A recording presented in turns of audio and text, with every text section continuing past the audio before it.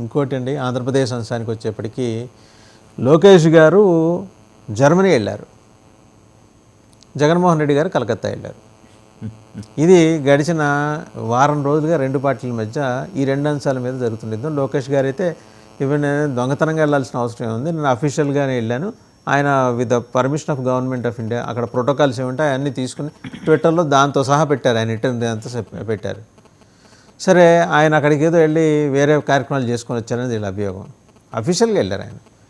మరి ఈయన కలకత్తా వెళ్ళారు కదా, బెంగళూరు ఫ్లైట్లో వెళ్ళి అక్కడి నుంచి దొంగసాటం కలకత్తా వెళ్ళారు, అక్కడ ఎవరినో కలిశారు. ఇది ఈ యుద్ధం సోషల్ మీడియాలో. ఇక్కడ సోషల్ మీడియా యుద్ధాలు అయితే ఆ రెండు పార్టీల మధ్య ఆగట్లేదండి.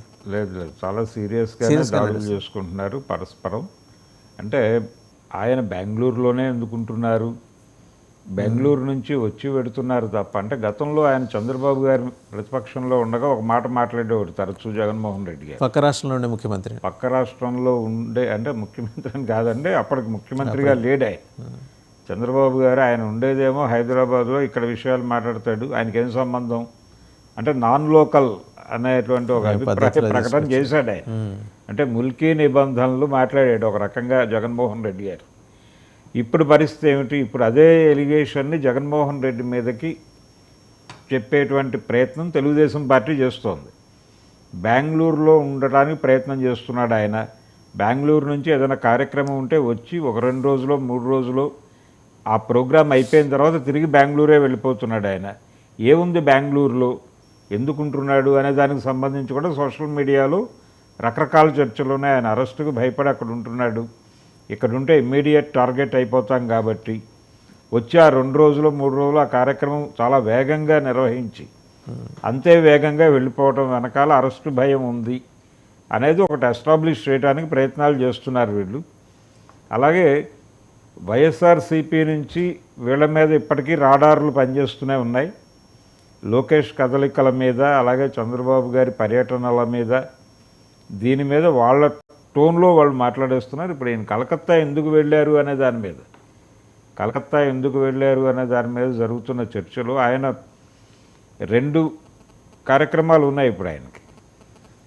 అంటే ఆయన వ్యాపార రంగంలో కూడా ఉన్నాడు, ఒక పారిశ్రామికవేత్తగా కూడా ఉన్నాడు కాబట్టి ఆ యాక్టివిటీస్ నిజానికి ఆ ఏరియాలో ఆయన చేస్తున్నది ఏమీ లేదు. ఆయన ఇప్పుడు వాళ్ళకి బయటికి ఎస్టాబ్లిష్ చేస్తున్నది ఎవరితో మాట్లాడారు అంటే, ఎవరితో మాట్లాడటానికి వెళ్ళుంటాడు ఆయన, వాళ్ళ పరిశ్రమలకు సంబంధించిన వ్యవహారాలు ఏదో మాట్లాడటానికి వెళ్ళాడన్న పద్ధతిలో ఏదో చెప్తున్నారు, కానీ అది కాదు. ఎందుకంటే ఆయన లేడు అక్కడ. వాళ్ళ ఫరమ్స్కు సంబంధించిన ఏ యాక్టివిటీలోనూ ఆయన యాక్టివ్గా లేడు. ఆయన నేరుగా ఇన్వాల్వ్ కావట్లేదు అక్కడ, ఆయనకు తెలియదు కూడా. ఆయన నిర్ణయాలు తీసుకునే కండిషన్లో కూడా లేడు. ఆయన నిర్ణయాలు అమలు చేసే పరిస్థితుల్లో కూడా వాళ్ళు లేరు. ఆయనకు సంబంధించినటువంటి వ్యాపారాలన్నీ ఇతరులు నిర్వహిస్తున్నారు. ఆ నిర్వహణకు సంబంధించి ఈయనకి అవుట్పుట్ చెప్తున్నారు తప్ప ఈయన నిర్ణయాల కోసం వాళ్ళు వేచి లేరు. ఈయన మిత్రులే ఉన్నారు అక్కడ, ఈయన ఫ్రెండ్సే నిర్వహిస్తున్నారు, ఈయన సన్నిహితులే ఉన్నారు అక్కడ.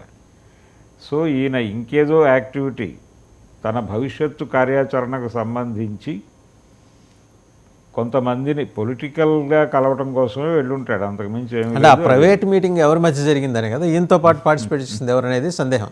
అవును, అంటే రైట్, అక్కడ కాంగ్రెస్ పార్టీ ఉంది, అక్కడ తృణమూల్ కాంగ్రెస్ ఉంది. తృణమూల్ కాంగ్రెస్తో ఏదైనా ఈయన సయోధ్య కోసం అంటే మమతా బెనర్జీ ప్రస్తావన 3-4 సందర్భాల్లో చేశారు. And she has soft corner for Jaganmohan Reddy గారు. జగన్మోహన్ రెడ్డి పట్ల ఆవిడకి ఏదో ఉందనేది. అయితే తర్వాత రోజుల్లో ఎంటర్టైన్ చేయలేదు, అది అయిపోయింది, ఒక ఫేజ్లో అయిపోయింది. తర్వాత ఆవిడెప్పుడు ఆంధ్రప్రదేశ్ రాజకీయాల మీద ఎప్పుడూ వ్యాఖ్యానాలు చేసినటువంటి సందర్భం లేదు. చంద్రబాబు అరెస్టును ఖండించిన వాళ్ళలో ఆవిడ కూడా ఉన్నారు. చంద్రబాబు అరెస్ట్ అయినప్పుడు ఆవిడ ఖండించి ఈ రకమైనటువంటి ధోరణి. సో చూడాలి అంటే కాదు అని చెప్పి ఈ ఎపిసోడ్లు ఎక్కడి దాకా వెళ్తాయి. ఎందుకంటే మనం ఇందాక ప్రస్తావన చేసుకున్నట్టు ఈ ట్వీట్ వారు లేకపోతే సోషల్ మీడియా ప్లాట్ఫామ్స్లో చాలా గట్టి యుద్ధాలు అయితే ఆ రెండు పార్టీల మధ్య జరుగుతున్నాయి.